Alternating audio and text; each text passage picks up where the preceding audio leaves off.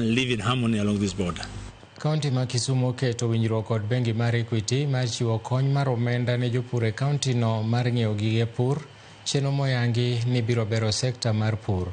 Gavana ma Kisumu Anyang' Nyong'o olero ni riwruok gi bengi no en mar bero sekta mar pur kendo loko pur obed ohala mondo mi ober ngima jopiny, kojiwo ni chenro ni idhi tim e yor lony manyasani. Jata chenro mar bengi mar Equity Moses Nyabanda owacho ni giketo tenge omenda maromo siling milion 1 ne chenro no.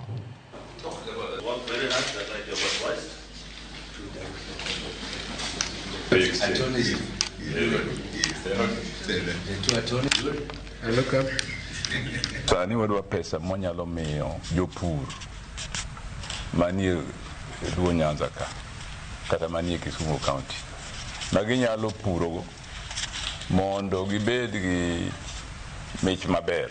Omiyo tich matiyo gi jo Equity ni wadwa ni kaka kaonti wadwa cholie farmers matin, wamiyo gi gimoro ok ni magichamo magidhi e chiro mar ng'iewo kodhi mondo gipur maber. Wadwa ni walok pur obed ohala ne jowa. Kaonti gi Equity Bank kawuono romo mowinjore ni jopur wabro chako ka wamiyo discount mar 40% e gik ma itiyogo e pur, magi kodhi, magi fertilizer, magi sprays mitiyogo e kapur. To be ok wadwa mana ni ibedo ohala, wadwa ni bed mapato ma in go be dhi nyime ka